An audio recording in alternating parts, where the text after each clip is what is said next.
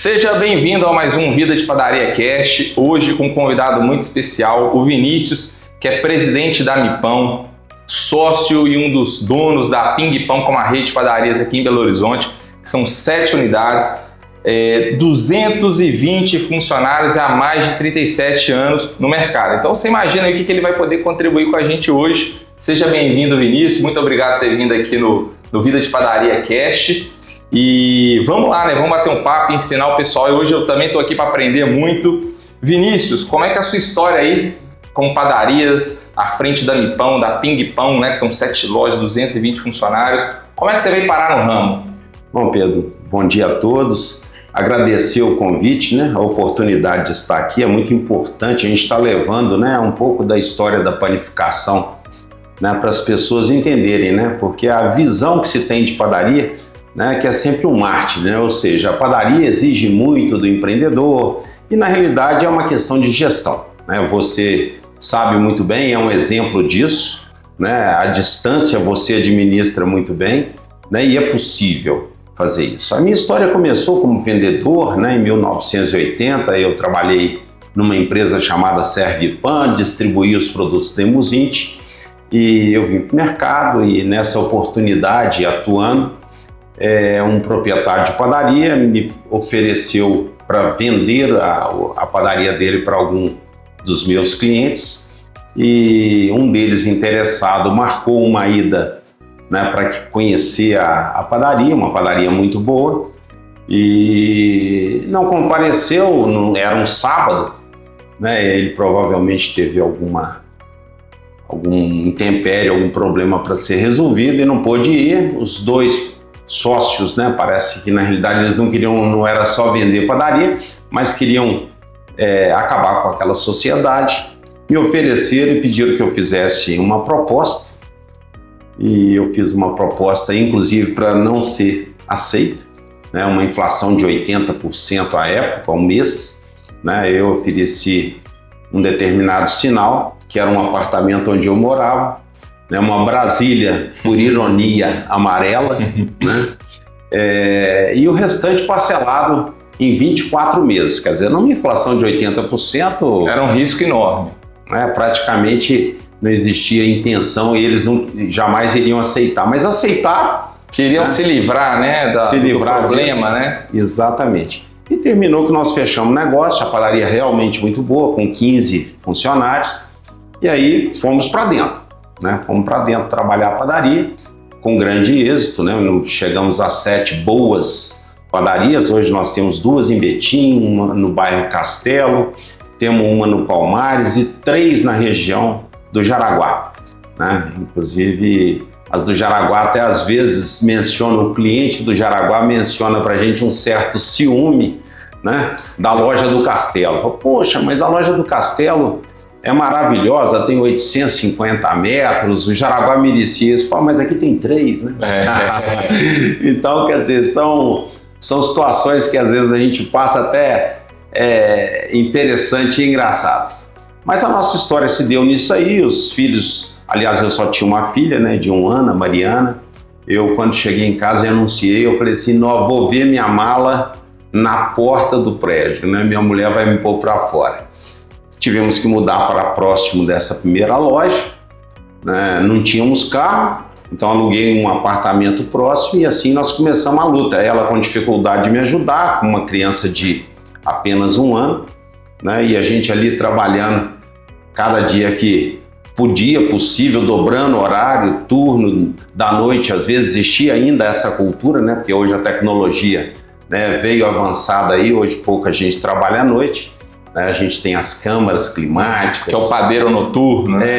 Então era uma história da época, né? E a gente evoluiu isso aí, né, ao longo do tempo. Então o nosso princípio foi muito árduo, né? Hoje eu tenho os 3 filhos, Marcos, Mariana e Marcelo, dentro do negócio. Quero até a próxima pergunta sobre essa sucessão familiar. Então os filhos estão dentro, os filhos querem fazer parte, aceitaram o desafio também, né? Então assim, pegaram muita coisa mastigada, facilitada, mas caíram num outro problema, né? Que hoje é um mundo que a padaria ela não concorre só com a padaria.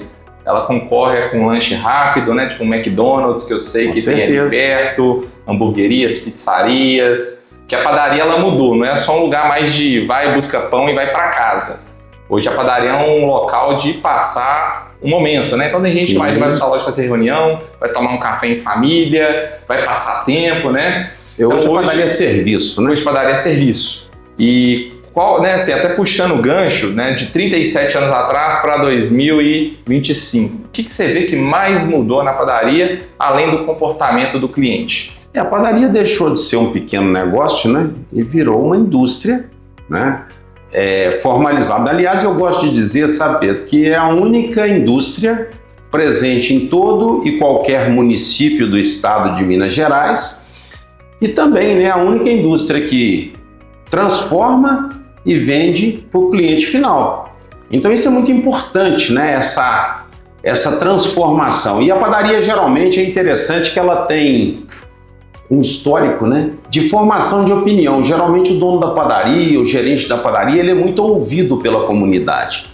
Eu me lembro, eu fui vereador, eu não falei isso com você ainda. Legal. Eu fui vereador em Belo Horizonte e quando eu fui vereador em Belo Horizonte, uma coisa muito interessante.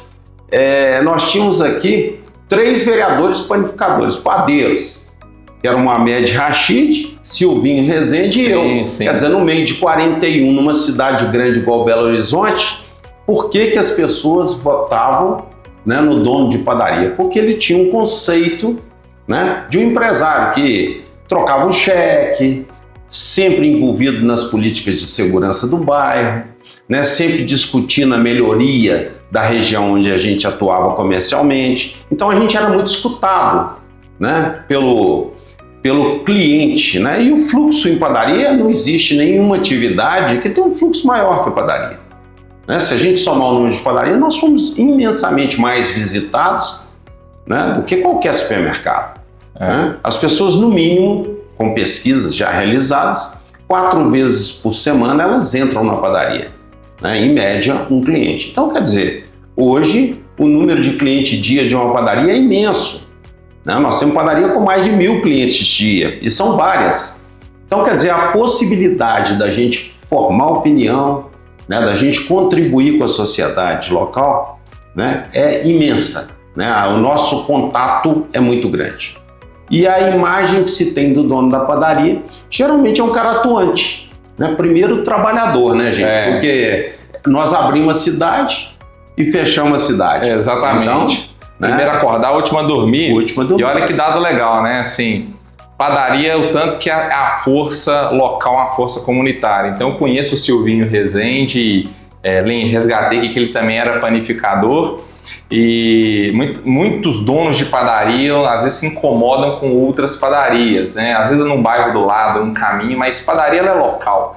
Quando ela tem um trabalho legal, uma força legal, ela cria aquele vínculo comunitário, né? Então às vezes o dono de padaria se preocupa muito com o concorrente dele e esquece dentro da própria padaria.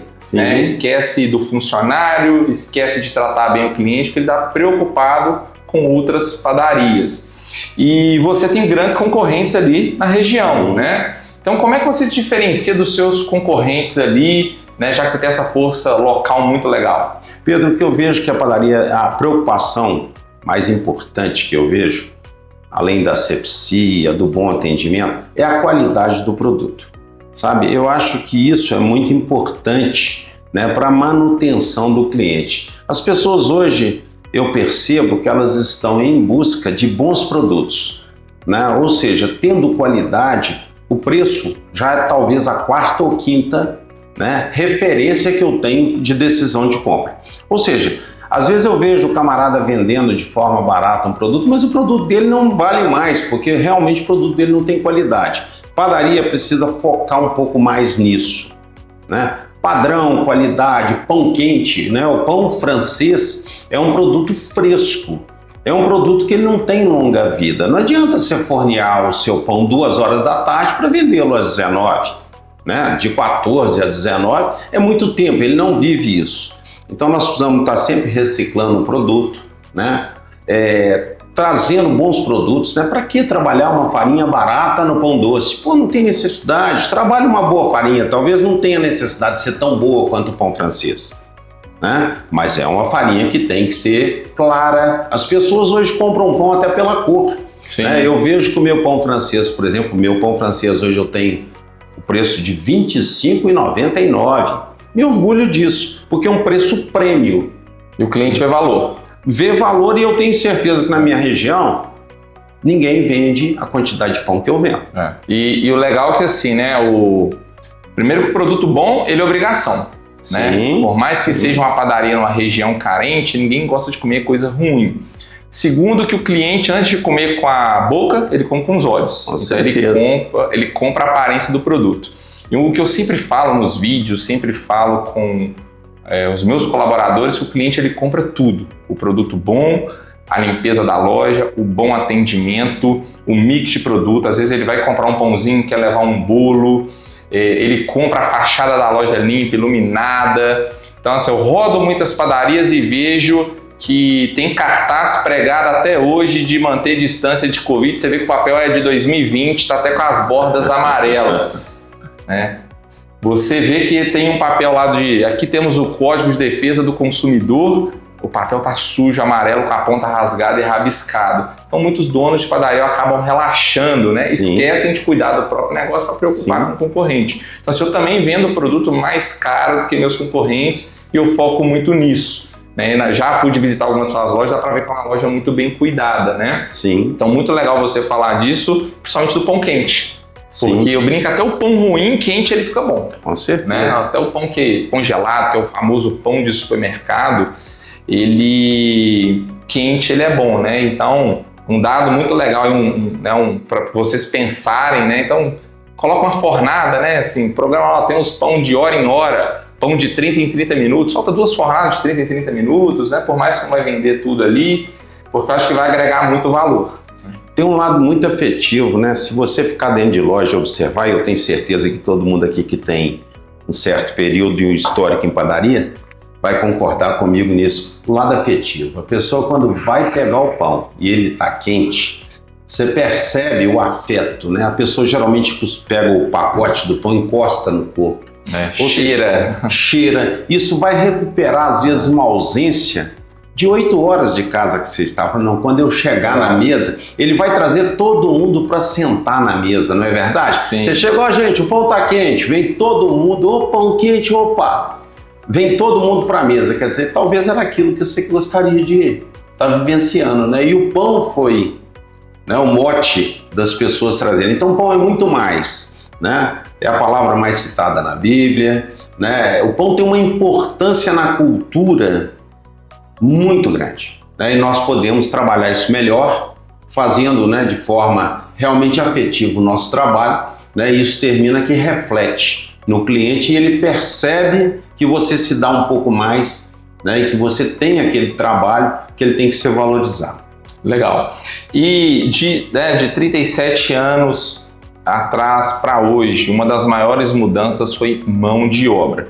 Mão de obra cada vez mais escassa, né? O comportamento do pessoal no mercado de trabalho hoje é diferente, não querem trabalhos de escala 6x1, não querem trabalhos operacionais. Então hoje tem muito auxílio externo, né, por parte de governo, e tem também aquela questão do compromisso. Hoje as pessoas são menos compromissadas do que anteriormente. Então, o que você vê que mudou assim, né? Já falamos tudo que mudou aqui, mas como se adaptar com 220 funcionários, né? A gente até comentou no bate-papo aqui antes que precisa de mais. O que você tem feito hoje que você não fazia antigamente na questão de gestão de pessoas?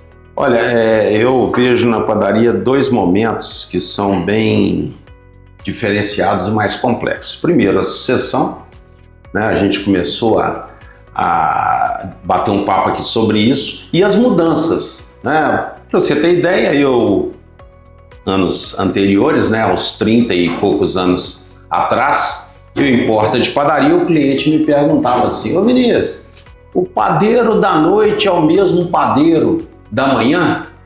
E eu pensava assim, como é que esse cara acha que é possível? E hoje é a realidade, né? Eu tenho 7 lojas onde o padeiro é único, porque eu tenho uma central de produção, onde eu uso tecnologia e distribuo o meu pão congelado para as minhas lojas. Ou seja, o padeiro que executou, né, e formulou a receita é único.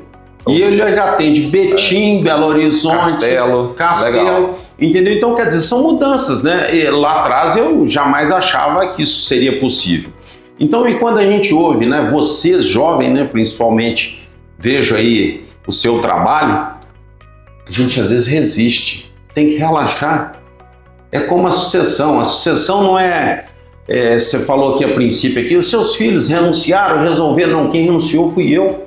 Porque a mudança é deles, não é minha, entendeu? Eu sou aquele cara que geralmente eu sou radical para a manutenção das práticas. E quando você traz o novo, você incomoda. Sim, né? Porque você vai mexer com os meus costumes. De 37 anos. De 37 anos, entendeu? Então quer dizer, poxa, não dá mais para continuar com aquela prática, entendeu? Ou seja, quer crescer seu negócio, quer ganhar dinheiro, comece a escutar métodos, consultoria, né? Processo. E a gente, às vezes, fechado aos anos dentro da padaria, não vai conseguir fazer isso. É muita resistência, né? É o novo, é normal. E quando eu te falo, eu é que fiz a renúncia, porque na realidade sucessão é fisioterapia de caroço de abacate, amigo. Porque o novo vai mudar tudo que você construiu. Né? Então eu tenho essa experiência com 3 filhos dentro do negócio. Nosso negócio deu um salto depois que eles vieram para dentro do negócio. Lógico que vem muita ideia, né, que ela precisa ser trabalhada. Não dá para ser naquele imediatismo. Vamos escutar o cliente para ver o que o cliente quer que a gente faça. Olha, nós estamos com problema, nós não temos mão de obra nesse momento. Então vamos com cuidado, senão você cria expectativa e frustra. Sim. Né? Então, quer dizer, mas vamos avançar passo a passo para a gente atingir esse objetivo. E é isso que é uma mentoria, que é uma consultoria, né? Isso é medido, são números, né? Eu, por exemplo, às vezes debato com os meus filhos alguns pontos de vista, eles falam assim, peraí, vamos buscar números? Aí quando a gente busca número, a coisa você vê que está crescendo a venda daquele determinado produto que tanto resistir. E o número não mente. Não mente, né? Não mente. Então, quer dizer, o mais importante, o futuro da padaria é a sucessão. Você não precisa ter a menor dúvida, é o novo. Se você conseguiu convencer os seus sucessores a vir para dentro do negócio, né, então você tem que deixá-los trabalhar, né? É remunerar como mercado. Eu tenho 3 filhos, um é formado em administração, a outra em direito e o outro em engenharia de produção. Eles têm que ganhar o que ganham os melhores colegas no mercado, porque senão padaria não dá. Senão a conta não fecha. Não fecha. Se eu for para o sítio no final de semana e vou remunerá-los com salário mínimo, eles vão para a atividade deles, né, Pedro? Sim. E olha que legal, né? Porque o Flávio Augusto, né, que é um empreendedor referência, ele fala que um negócio ele tem 3 destinos. Ou você vai vender ele, ou seus filhos vão herdar, ou ele vai quebrar. Não existe um quarto destino, né? Então você está indo para o caminho da sucessão familiar. E o dono de padaria, muitas vezes, ele preocupa com o que acontece lá fora e esquece de preocupar com o negócio, que é a atualização de mercado, se adaptar às novas regras. Então é muito legal a hora que você fala que você abriu mão e está se adaptando. E sucessão familiar é muito disso, é respeitar os 37 anos, mas saber para o que está acontecendo, né? Porque o mercado está mudando, então você precisa se adaptar. E eu vejo, né, muito isso, que o dono de padaria ele não quer se adaptar, ele quer ficar às vezes um caderninho, ele não quer trocar o sistema, ele não faz um curso. Uma vez eu perguntei para um dono de padaria, eu falei assim, cara, eu vejo que está uma padaria muito, assim, um espaço muito legal, uma história muito legal. Ele herdou essa padaria, uma padaria que existe há 90 e tantos anos, ele já está na 3ª geração. Eu falei, o que você fez de diferente até hoje? Ele não conseguiu responder. Eu fiz perguntas básicas. Você leu um livro nos últimos tempos? Ele, não, detesto ler. Você fez algum curso? Não. Eu saio daqui esgotado, eu quero ir para casa. Então, assim, o dono de padaria, a maioria, né? Não só o dono de padaria, vários empresários, ele para no tempo. E é legal a hora que você fala que você não parou no tempo, às vezes até empurrado pelos seus filhos, né? Então teve o respeito da tradição dos 37 anos, mas a abertura para o novo, né? A abertura, o que está acontecendo no mercado, se eu não me abrir, eu vou ser engolido pela concorrência, pelo lanche, né? Então, um dado muito legal aí. Eu acho assim muito interessante, né? Você tem que compartilhar, sentar, discutir. É lógico que há momentos que a gente acirra um pouco, né, pontos de vista. Mas se não flexibilizar, né, a gente não evolui. Hoje nós temos tanta tecnologia, né? Nós temos as câmaras climáticas que acabaram com o padeiro noturno. Nós temos o ultracongelamento que criou padronização de produto. E na realidade é preciso entender, Pedro, sobre o congelamento da padaria, o que é diferente do congelamento das grandes indústrias que estão abastecendo as redes aí de supermercado. Congelamento de padaria, ele foi criado para mudar o turno, ou seja, às vezes você tem um produto que na execução, no espaço que você tem, o profissional que vai realizar, vai terminar aquele produto às 17 horas. Você não tem tempo hábil para vender aquele produto. Então, quer dizer, o que você vai fazer? Você vai produzir, vai congelar e às vezes até é necessário na mesma noite fazer o descongelamento do produto, porque às 7 horas ele está saindo para a loja. Entendeu? Então você inverte o processo produtivo. E outra coisa, ganha escala. É assustador. E você consegue, né, dar qualidade de trabalho. Era até um próximo tópico aqui que são os novos rumos. Então um dele é o congelamento. Às vezes você transformar aquela produção da correria numa linha de produção. Sim, certo? Sim. E com congelamento é possível manter a qualidade que se tem na padaria. Eu acho que essa é uma preocupação de todo mundo. Pão congelado, até de grandes marcas, a pessoa tem o receio de perder a qualidade, perder às vezes uma proposta de valor da padaria dela. Então você que tem a central de produção, abastece 7 lojas. Com congelamento, é possível manter a qualidade? Não tem a menor dúvida. Eu, inclusive, mantenho tanta qualidade nesse processo que faço que eu acho interessante. Às vezes sou visitado por alguns donos de padaria, até de outros estados a gente já recebeu. E quando a gente fala que o nosso pão daquela determinada unidade, o pão é congelado, um cutuca o outro, achando que é mentira. Você entendeu? Então é o seguinte, olha, hoje o problema maior que nós temos são os conceitos, né? O leite, por exemplo, ele saiu do barriga mole, né, e foi para o longa vida. O que isso propicia? Gente, isso propicia o produto chegar a mais lugares. E não há aditivação química nesse produto. Então nós somos muito resistentes à tecnologia, confundindo com aditivação química. Existe o pão da grande indústria que ele recebe produtos químicos para craquelar, como eles chamam, né? Ou seja, para ele trincar, para ele abrir. É diferente. O pão da padaria, para você ter ideia, por exemplo, o pão francês da padaria, eu faço congelamento com o fermento fresco, porque é rápido o ciclo. Ou seja, eu faço pão para 2, 3 dias. Eu não tenho necessidade disso. Eu já fui visitado por dono de padaria que me perguntou assim: ô Vinícius, mas você só tem essas 2 câmaras aqui para essas 7 lojas? Mas, gente, o negócio é só para inverter processo e despachar para as lojas. Você pode mandar muito produto já embalado, já precificado. Obviamente que aquilo que é culturalmente congelado você mantém. Então você tem um biscoito de polvilho, você congela. Eu tenho nas minhas lojas bolo em manga, broa em manga. Ou seja, a forma de bolo inglês está na loja, já vai na bag. E o cara, ele só coloca no forno. Então dá aquele aroma, aquele cheiro. Isso é muito importante. Então é prática, inclusive disponibilizo o que ganhei de conhecimento até aqui para quem quiser. Entendeu? A minha loja lá na padaria não tem esse problema de me dá uma receita. Não tem disso não. Lá tá tudo aberto. Na realidade eu estou aqui para desenvolver o mercado, para ajudar o mercado a reagir. A panificação melhorou muito nos últimos anos, tá? Mas ainda temos um longo caminho pela frente, né, para a gente poder realmente fabricar o produto que o cliente quer.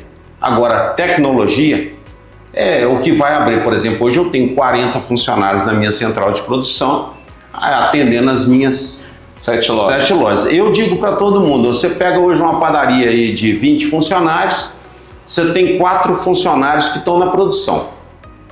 Na legislação brasileira você vai ter um de férias, um de folga e um de atestado. Você tem um. Como é que você vai manter mix na sua loja?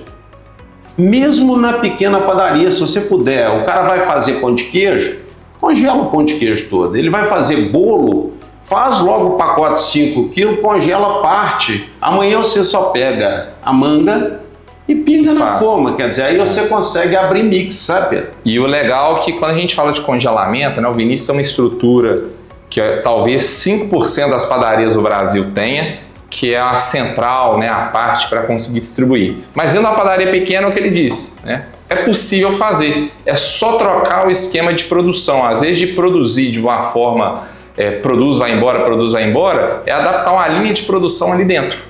Né? Então, deixa eu produzir agora um pão de queijo para mais dias, um pão para mais dias. Sim. Então, assim, com pouco investimento, uma mudança aí, talvez no esquema de produção interna, é possível fazer isso. E né, sobre esse tópico ainda de novos rumos, automação também de loja hoje é importante, né? Sim. Para diminuir. Uma loja self-service, um caixa de checkout. Você tem alguma automação na sua loja hoje, em alguma das lojas? Olha, eu vejo que hoje ainda é muito fechado, né? Porque padaria ela é muito atendimento, tete a tete. Eu, né, na minha próxima loja, pretendo ter o máximo possível de automação. Hoje, o que você tem ou o que você vê no mercado que seja futuro de automação no atendimento? Minas saiu na frente em relação a isso, inclusive os outros estados, né? Ainda são muito resistentes. Mas, por exemplo, o self-service de pão, gente, é um processo onde, né, você chega em outros estados, você chega no balcão e pega 5 pães. O cara coloca 5 pães, você tem que olhar dentro do pacote para ver se colocou o coradinho que você quer, ou o branquinho que você quer. O que Minas vem fazendo há muitos anos. Né? O Edson Salles, pai da Rita, foi quem trouxe essa ideia do México. Para mim isso foi uma grande inovação à época, né? Você expõe lá, o cara escolhe o pão que ele quer, mais claro, mais escuro, o tamanho que ele gosta. Isso é muito importante. Então são pequenas mudanças que elas vieram acontecendo e a gente não percebe, né? O autosserviço é muito importante para a gente. Agora, mudanças, ela acontece o tempo inteirinho. Eu hoje, na próxima loja que formos montar, eu não tenho a menor dúvida que eu vou chamar um arquiteto e eu quero o seguinte, maior automação possível. Né? O cliente põe no pacote, ou a balança está no caixa, o checkout já é automatizado para poder o próprio pagamento. Nós temos que melhorar, romper isso. Se as grandes redes já fazem isso, por que não? Né? A gente ousar. Eu já vi loja, por exemplo, que trabalha isso. Ele tem um fiscal ali entre 2 checkouts que são automatizados, né, onde o próprio cliente faz o pagamento e registra as coisas, ele só fica ali como se estivesse embalando, mas na realidade ele está atuando em 2 caixas. Atuando em 2 caixas. E ontem, até compartilhando uma situação, eu fui num supermercado que ele é focado em público C, talvez o público B, e eu tinha um pouco de resistência. Falei, como é que eu vou colocar um checkout na minha padaria onde o próprio cliente pesa? Né? Mineiro que sou, e se ele me roubar? Né? E se ele tentar me passar a perna? A hora que eu vi nesse mercado eram 4 checkouts, então o cliente mesmo pesava, selecionava o produto e uma pessoa só olhando, e para o cliente ir embora daquela área ele tinha que apresentar o QR Code do cupom fiscal, abrir a portinha para ele ir embora.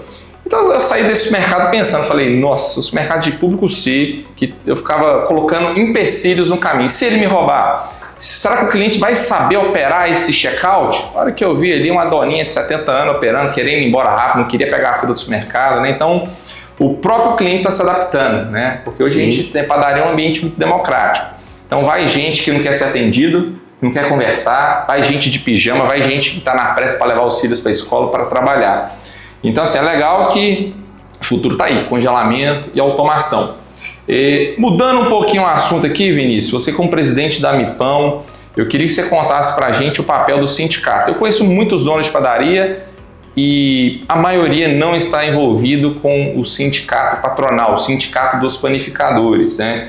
Por uma cabeça fechada. Então, se o dono de padaria é fechado, ele é cismado, ele não gosta de compartilhar. Prova disso é a pesquisa, né, que estamos rodando aí, não quero ganhar nada com a pesquisa, só para levantar dados, compartilhar dados, montamos essa pesquisa aí para dono de padaria e poucos participam.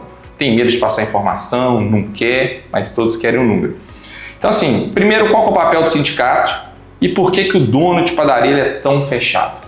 Na realidade, o sindicato te representa, né? Então, eu recebo, às vezes, pela minha história lá como vendedor, alguns panificadores me ligam mais antigos e falam assim, ô Vinícius, O que o sindicato tem para oferecer? Eu brinco sempre com eles, falo, deixa eu te falar, isso aqui é sindicato patronal. Sindicato que tem para oferecer alguma coisa é o laboral, né? É dos empregados. Mas eu te represento, eu tomo todas as decisões, né, em seu nome. Então, quando você não participa, né, você não opina. Nós tivemos a última convenção, uma particularidade, coisa mínima.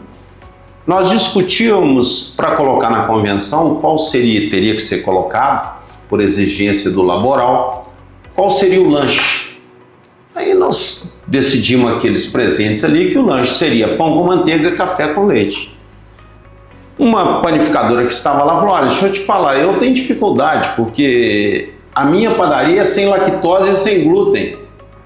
Aí, quer dizer, e se ela não estivesse lá? Olha para você ver que decisão que ia trazer para ela um problema. Ia ter que pagar um ticket, alguma coisa para o cara lanchar fora do estabelecimento. Então, quer dizer, a presença é importante. Algumas padarias receberam recentemente uma notificação, né? A legislação trata hoje, através de uma jurisprudência de um caso da Lojas Renner julgada, tá? Que as mulheres têm direito a folgar semana sim, semana não.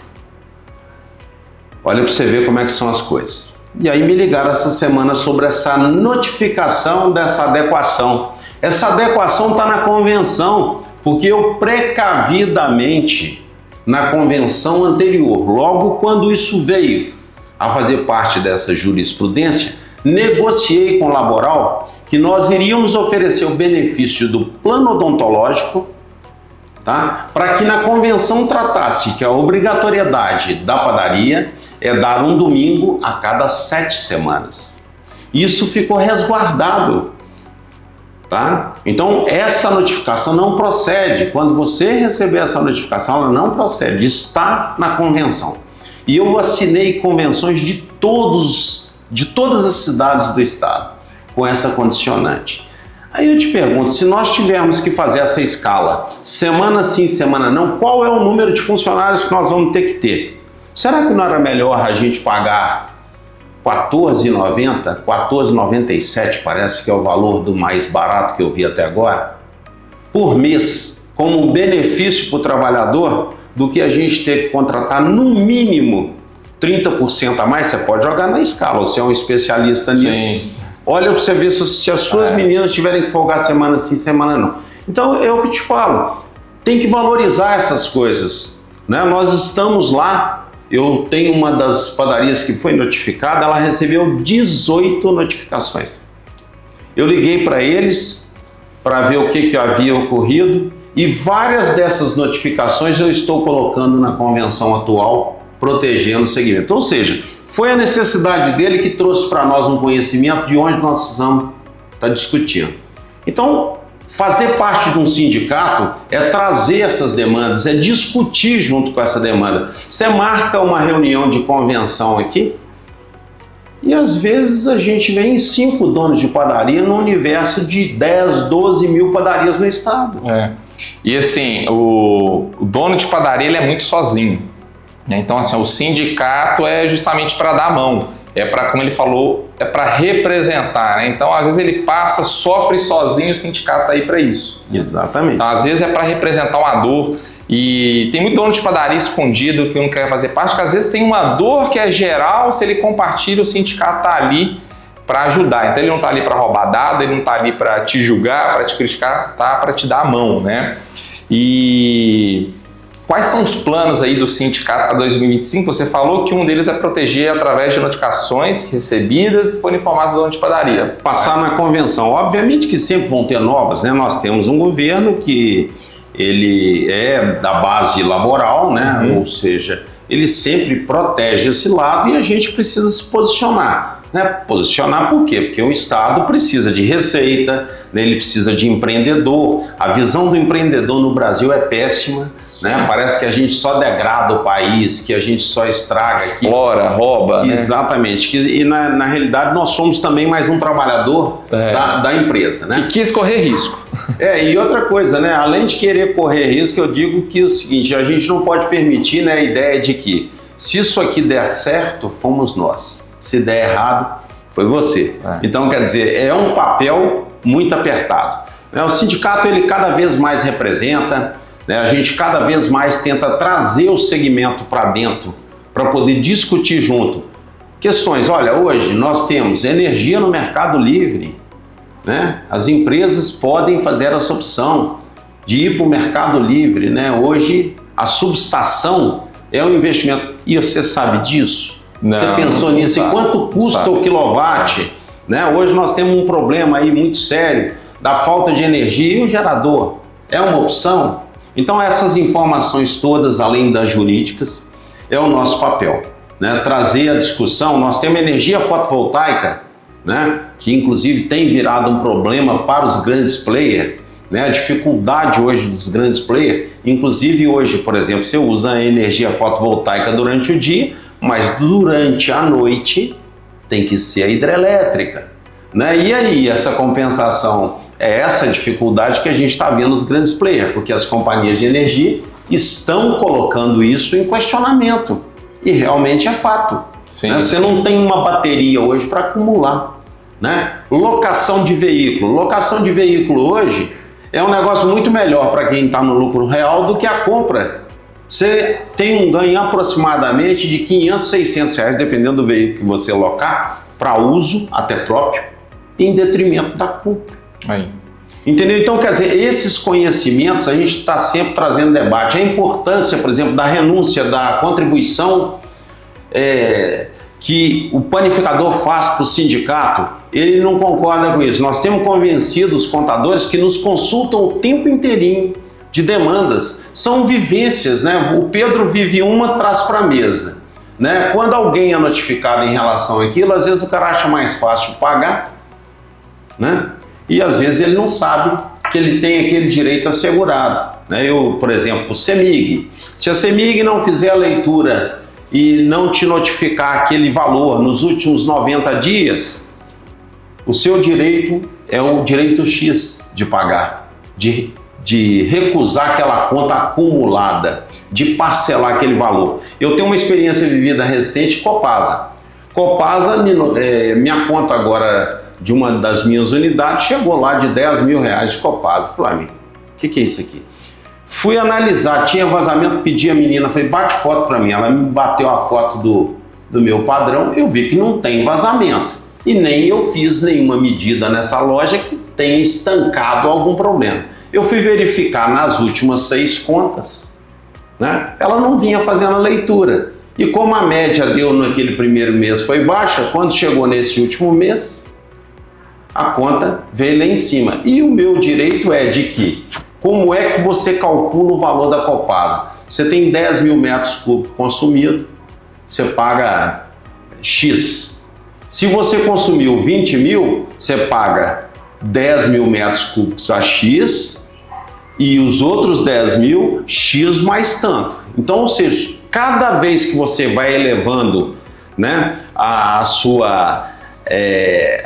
o seu consumo, você vai pagando mais caro o litro. Então, quer dizer, já fiz lá, já formalizamos e deve cair no mínimo para R$ 1.200 a conta pelos cálculos que nós já fizemos e já protocolamos na ouvidoria. Entendeu? Então, quer dizer, são conhecimentos mínimos que você está pagando e não percebe. Então, todo mês você gasta lá 10 mil, não precisa de muito não, né? Energia fotovoltaica, 20% te dá quanto? Você vai pagar quanto no sindicato? R$200, mas tem um grande player atendendo o sindicato que vai ligar a sua energia. Aí 20% da sua energia deu quanto? Deu 2 mil, 3 mil. Será que não é mais negócio? Não, pois é, é um valor muito simbólico, né? Você se associar a um sindicato, porque o sindicato é isso, é ter informação, combate à desinformação, né? Acesso a prestadores, fornecedores de serviço, é isso, você não está sozinho na sua luta. Já tem muita coisa contra um dono de padaria. Um governo, né, hoje o comportamento de vários colaboradores, concorrentes indiretos, então é muita coisa contra, e então o sindicato, né, para donos de padaria é uma mão, né, uma mão que você está tendo ali, é poder compartilhar, é poder receber informação. Mas muito passa pela cabeça do dono de padaria também que abrir, né? Sim. Se abrir e sair da zona de conforto. E muita gente pergunta, padaria não dá dinheiro mais, estou desanimado. Eu que rodo muitos tipos de empresa, não só padarias, eu vejo que tudo dá dinheiro. A questão é que não existe mais um negócio amador. Então hoje não tem espaço para amadorismo. E a padaria antigamente ela era vista em qualquer um tocava. Vou comprar minha farinha, o leite, o óleo, vou fazer pão e pronto, né? Hoje não cabe mais esse amadorismo, né? Então é profissionalizar a gestão, ter aí diferenciais para atrair funcionários, né? Ficar atento ao mercado, atento à tecnologia e mudar a cabeça, estar aberto para mudança, buscar ajuda, que seja de um sindicato, que seja de uma consultoria, uma mentoria, fazer um curso, né?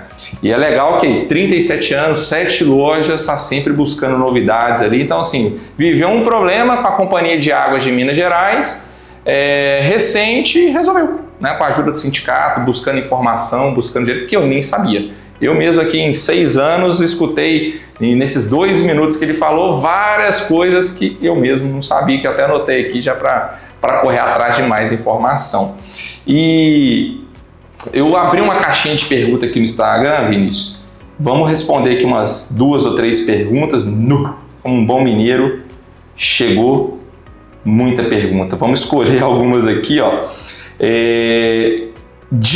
O João, dica para quem está começando. Que dica que você tem para quem está começando aí no segmento? Organizar, né? Produção, né? Você tem que abrir aí realmente um levantamento aí do que você produz, né? Receituário é muito importante, né? Ver se realmente o custo que você está praticando, né, é o custo que você paga as suas despesas, né? Muita atenção, né, em novos produtos. Às vezes é melhor você ter um mix enxuto, né? A curva ABC trata muito bem. Eu brinco muito com as pessoas que às vezes eu chego em padaria, vejo um produto lá, é a receita do papai. Eu brinco assim, deixa o seu pai quietinho lá na sepultura, tira esse produto, que esse produto não vende, entendeu? Então não adianta, você perde tempo. É ver se realmente aquilo que o profissional fabrica, né? Você tem que ter escala. Se você não tiver escala, não adianta você fazer aquela bombinha temperada. Que vende, mas você vendeu 2 quilos a R$60. Exatamente. O biscoito de polvilho, você tem tanta indústria. O biscoito, o pão de forma, é lógico, gente, para casos específicos, né? O pão de forma, hoje você tem um mix tamanho, a grande indústria faz 1000 pães lá com ameixa, 1000 pães lá com gergelim, não sei o que lá, mas se for fazer, você vai fazer 3, vai fazer 2, quer dizer, não vale a pena isso, entendeu? Então, quem está começando crescer, já tentar organizar o máximo possível. Sim. E focar em produtos estratégicos. Legal. Eu vendo pão francês, eu vendo pão doce, eu faço bolo e pão de queijo, o restante você cria mix, né? Comprando até da indústria de congelado, até formalizar. O seu negócio vai crescendo, né? Hoje eu vendo muito pão de queijo, já vale a pena fazer, entendeu? E legal. Administrar isso. Adressa Souza, você acha que deve ter um plano de cargos e salários na padaria? Isso lá na frente, né? Eu acho que se você puder começar, ótimo. Né? Mas eu acho que tem muita coisa para a gente cuidar antes disso, né? Obviamente. Para quem já tem uma estrutura, quer sair da operação. Com certeza. Com certeza. Com certeza, né? Até porque a gente sabe, por exemplo, eu já tenho uma estrutura com 220 funcionários, eu não consigo pagar mais o Zé do que o João, né? Eu vou ter problema. Entendeu? Então, quer dizer, não só trabalhista, como também com o Zé e com o João, porque vai vazar mesmo. Então, cargos e salários é muito importante, né? Até porque você precisa ter atribuições para aquela pessoa, né? Em função do que você paga para ela, com certeza. Então, dependendo do seu patamar, não só importante, mas essencial, né? Para ser justo, valorizar e segurar quem que você quer que fique. Com certeza. Né? Então, 220 funcionários, você não cuida de todo mundo. Não sei então, alguém de todos, né? Alguém precisa cuidar para você, com né? certeza. O que faz cuidar o plano de cargos e salários? A Thaís Molina, ela mandou reajuste de preço. Fazemos de todos os produtos de forma geral ou gradativamente? Por isso é que eu, sugeri que você tenha a sua receita, né, sempre balanceada, né? Toda vez que a margem de contribuição que você estabelece para o produto, ela baixa porque subiu o trigo ou subiu o chocolate daquela receita, você tem que repassar, né? Quem paga custo é cliente, não tem a menor dúvida. Né? O produto hoje, por exemplo, o cliente é leigo, né? E eu vejo o cliente falando, o produto que menos dá margem de contribuição na padaria é o pão francês. É equívoco. É o melhor produto. Volume e margem. Né? Na verdade, eu, por exemplo, sou de uma época onde o sujeito mais bem remunerado da padaria era quem? O confeiteiro. E hoje é o cara que contribui menos com margem, exatamente porque os produtos que compõem uma confeitaria, a matéria-prima de uma confeitaria, geralmente são produtos mais caros. E a rentabilidade, a produção em escala dele é baixa. E tem que ficar de olho no preço, né? Então, chocolate aumentando, né? Tá tudo aumentando. E confeitaria, ela tem muito desperdício. A confeitaria, ela tem insumo muito caro, né? Então, até pegando o gancho aí da primeira pergunta, que foi do João, a primeira pergunta do João, né, que colocou, que a dica para quem está começando, que é focar no produto estratégico. Então a precificação também, né, pega a curva ABC, a maioria dos seus produtos estão, a maior parte do seu faturamento está na mão de poucos produtos, então começa a precificar aqueles produtos de maior impacto de forma correta. Com certeza. Né? Chegamos ao fim aqui, Vinícius, uma contribuição final aí para o pessoal, um agradecimento. O que você tem para falar pro pessoal aí? Bom, primeiro te agradecer pela oportunidade, dizer da importância de pessoas que vêm se propor para o nosso negócio com a sua visão. Primeiro porque você é empreendedor do setor e você vai falar com propriedade. Né? Eu já recebi, durante esses poucos anos aí à frente do negócio, consultores, né, que na realidade a opinião deles eram de consumidor. Né? Eu brinco muito com os meus amigos quando vou num restaurante da comunidade, eles me falam assim: Vinícius, você não acha um absurdo? O cara tem um filé aqui, não tem pão. Eu falo: não sei, eu nunca tive restaurante, ele deve ter um motivo.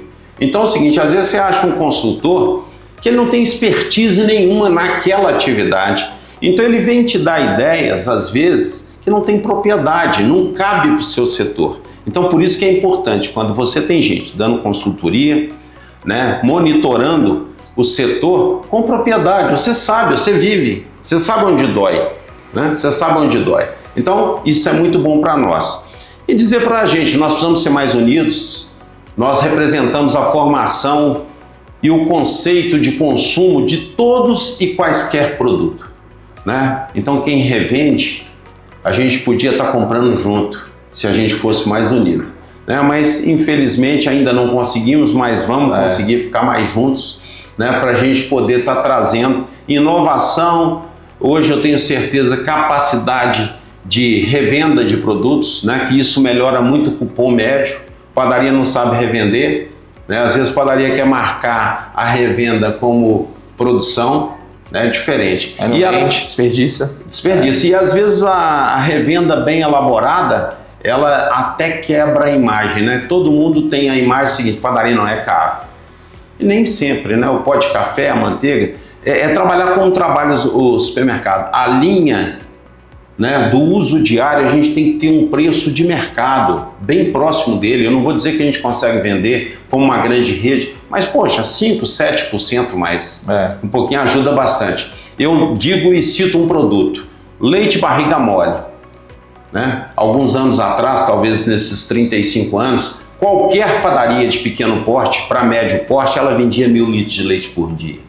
Quando chegou o leite longa-vida, ele deixou de ser produto de padaria e virou de supermercado, porque o produto virou preço de longa-vida. Ou seja, tem padaria marcando 70% em leite longa-vida. Nós vendíamos 1.000 litros de leite por dia, com data de validade de 2 dias, tá? E com uma inflação de 70%, 80% ao mês. Hoje a gente não vende leite. Nós perdemos esse produto para as grandes redes e perdemos também o fluxo das pessoas. Já que estou no supermercado comprando leite, eu vou levar o pão daqui. Legal. Entendeu? Então, quer dizer, são coisas que a gente precisa aprender com o que nós já estamos pagando para aprender, né? Com o próprio corpo. Legal. Te agradeço, Vinícius, por ter vindo. Agradeço também quem assistiu aí até agora. Muito obrigado, esse episódio ficou muito bom. Falamos aí de novos rumos, sobre associativismo, falamos sobre rotina de padaria. Muito obrigado, até o próximo episódio e tchau. Obrigado.